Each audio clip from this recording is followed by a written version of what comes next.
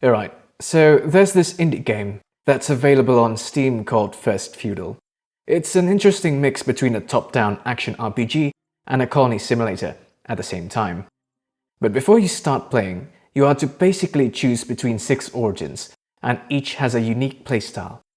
I'm going to put the timestamp on the description of this video in case you guys just want to know about specific origins instead of all 6 of them. The first one is the chieftain or tribe leader. His tribe is nothing special, but your avatar is the most powerful being in the entire village, and I'm not just talking about authority.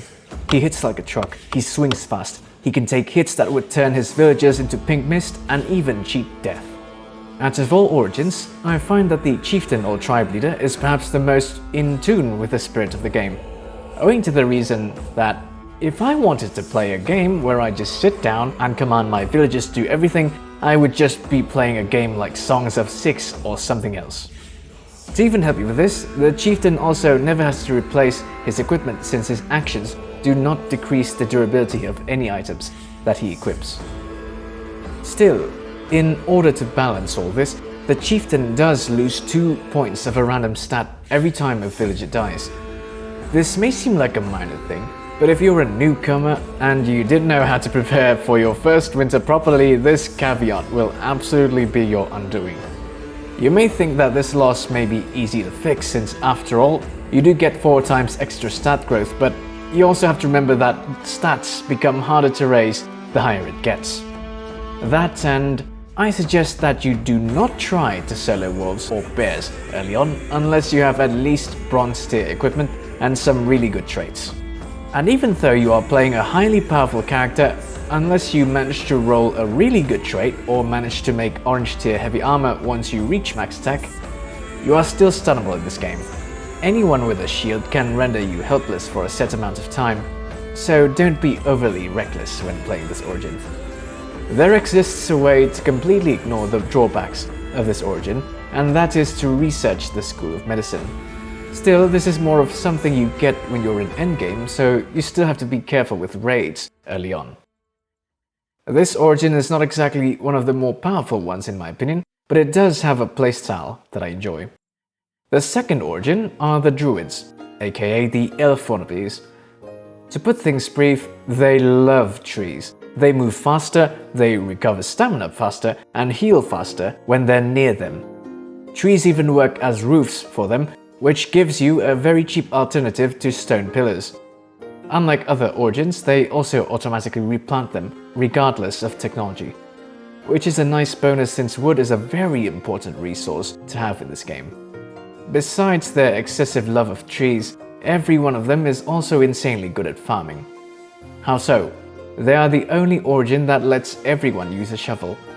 To put things into perspective, in non-druid origins, Shovel is a player-exclusive tool that allows you to till multiple farm plots in a single sitting. With this, you the player is effectively worth several villagers assigned to a farming job, yet this tool does not allow you to seed the farm plot, so you still need to have pitchforks. Druids don't care about this. Their shovels both till and seed plots, so less villagers are needed as farmers. Last of their significant advantage is that everyone can shoot fire arrows on foot, which depletes 30% of an enemy's health within 10 seconds.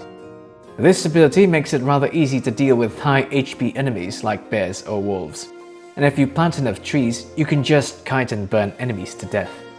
Depending on your playstyle, Druids dealing twice the amount of damage with traps and not being able to build fortresses may or may not matter. Personally, I'm not fond of fortresses in this game since they take up so much space, and neither do I build traps. There's also the advantage of being able to lure more animals. But I think this is not that significant since this origin doesn't exactly struggle with feeding itself, since everyone can use shovels to farm instead of pitchforks. Now we talk about the drawbacks. Druids are hopeless at mining stone, which means that it's going to be a lot harder for you to research some technologies, and it also makes their early game economy not so good since you do depend on stone tools a lot at the start. They also get higher penalty from armor weight, so medium and heavy is kind of a no-go. The solution may be simple, and that's to use light armor, but of all armor types in this game, Medium armor is the easiest to research. Light armor also only has 3 tiers, so you may lose villagers in more difficult fights due to how annoying it is to upgrade. A huge drawback of this origin is that despite having fire arrows at all times, Druids are also bad at making arrows, since they need twice the amount of sticks to craft them. This is somewhat alleviated by the fact that Druids do have many boons when it comes to trees, but this does mean that an extra artisan or 2 may be needed to supply your settlement with enough arrows at all times.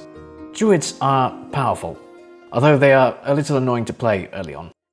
Next origin is the Highlanders, aka totally not dwarves. This is a great origin for newcomers, since the playstyle of this origin is not too distinct from a standard playthrough and has very manageable and few drawbacks. They have 3 excellent advantages. The first one is having a 50% chance to double their crafting result, 50% extra resources from ordinary and iron quarries, and how quickly they move indoors and on floors. To me, this is huge, since processing is a pretty big deal in this game, and floors are generally easier to make than ordinary roads in this game, and having extra movement speed means less time is spent commuting and more spent being productive. Next is being able to have 2 quality check rolls, and being able to pick the best out of the 2 is excellent. In terms of combat, these guys are no slouch either, having 30% extra hit points and being able to avoid criticals when in heavy armor. Avoiding criticals is a big thing when it comes to heavy armor, since the more defense you have, the more criticals will affect you, since how it does work is that any attacks imbued with critical ignores half the defense of anyone unfortunate enough to receive said crit. None wear heavy armor better than Highlanders. And that's for the advantages. When it comes to disadvantages, they have 2. They grow their population at half the rate of a standard origin, and that they have 1/10 of the chance to get equipment off fallen enemies. Losing villagers is not really an option for Highlanders. Luckily, they do have that extra HP and aptitude in heavy armor to avoid this. Not being able to get equipment off enemies as often, on the other hand, is something that only affects some playstyles. If you're the sort of person who likes to take things slow and steady, this is practically a non-issue. If your playstyle is to snowball by raiding caravans and looting high-end gear from mercenaries sent by angry rival villages, on the other hand, this drawback is pretty significant. Overall, Highlanders are very newcomer friendly and can make for very strong armies in late game. Fourth origin, the Nomads. Depending on the map, they are either one of the weakest origins in this game or are practically unkillable. The thing about these guys is that they both get twice the speed penalty from armor, and they have 30% less health.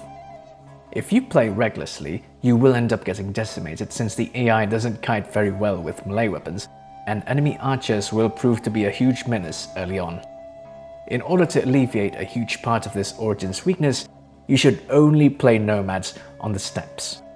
Just find a spot on said steppe map with mountain tiles for mining and floodplains for farming, and you're good to go.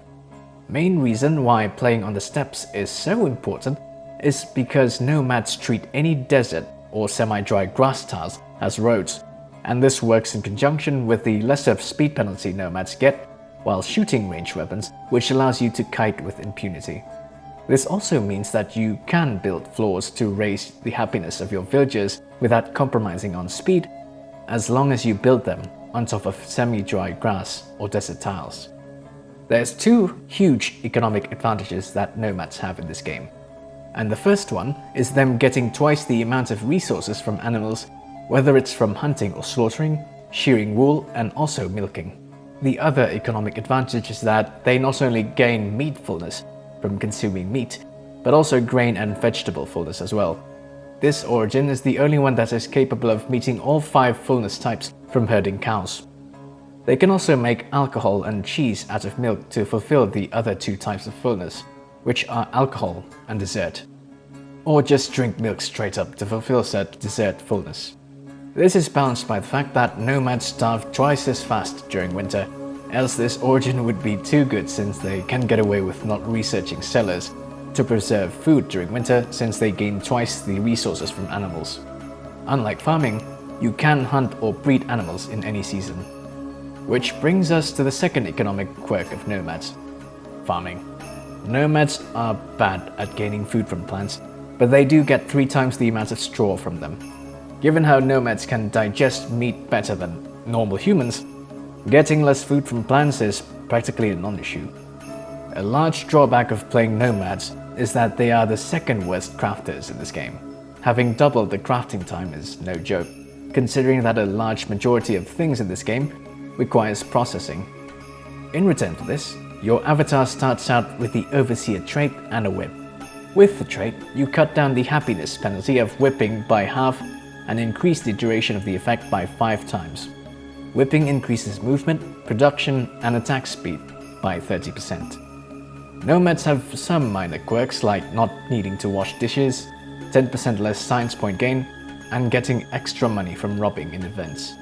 I find that not needing to wash dishes to be negligible in this origin, since the majority of a nomad's diet is meat anyways, which doesn't require dishes to begin with. Last thing to take note of regarding nomads is that do not think that just because this origin has a chance to convert a KO'd enemy into a villager, you can just throw bodies into the meat grinder just like that.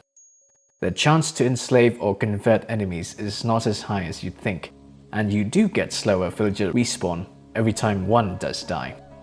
I find that this enslaved mechanic is more that you can easily grow your population later on, when other civilizations struggle to increase their population past 20 or more. To summarize nomads, this is a very powerful origin once you manage to survive the first few raids and play them on the steppes. They're not a hard origin for newcomers as long as they are in their favored terrain. Merchants, the 5th origin. Personally, I find that this origin is the hardest one to play, since they take 10 times as long to make equipment compared to most origins. This is not Minecraft. You can't punch trees to get wood, can't make pickaxes out of wood either, so this origin is the easiest to mess up. You may think that having the trader technology unlocked from the start means that you can just utilize all of the origin's trading prowess to solve this, but this can't be further from the case. The thing about this building is that you only receive the gold from sell orders once per day, so it's not instant, and any items that you want to procure from buy orders are delivered once per day as well. Villagers are also required to operate this very building. Still, it's not too bad, as you do get to have 1 free trade tent at the start, and you still gain villagers naturally, instead of having to buy them. They also spend half the amount of gold other origins do when they opt to pay off an event instead of fighting. I don't recommend playing this origin unless you're very good at managing a gold-based economy instead of an item-based one. Last origin is the Nobleman. This origin has no real drawbacks, and it has one central feature: the suzerain system. Unlike other origins, you swore fealty to a higher ranked feudal lord, and said lord will periodically demand that you show your support, either in weapons, armors, or even peasants. In return, you gain loyalty points, which you can exchange for either gold, alcohol, protection from external threats, and lastly, a higher title, if it is enough. Besides this, you can also gain loyalty by sitting on the ivory throne that you start with, at a rate of 1 loyalty point per hour, but this is only feasible later on once your economy is so good that you don't really need to actively do things. What makes the Nobleman origin so good in this game is that the higher your title, the better the minimum quality of weapons, tools, or armors you produce. At the highest rank, Marquis, your weaponsmith will produce top quality gear regardless of intelligence and with the fastest crafting time. Not even Highlanders can match the Nobleman origin in terms of gear crafting at this stage. Besides that, higher ranks grant bigger bonuses to villagers' spawn speed, and it caps out at 60% extra at the Marquis rank. The last perk of higher rank is that you do get gold based on the amount of villagers that you have, but this is kind of a drop in the bucket at late game. And that's what I can say about all 6 origins in First Feudal. If you guys are new to this game, I suggest picking either the Tribe, Highlanders, or Nobleman. For intermediate players, I think Druids and Nomads are great. The most savvy economists, on the other hand, should choose the Merchant. I hope this video was useful or at the very least amusing. If it was either or both, consider subscribing, and as always, have a great time.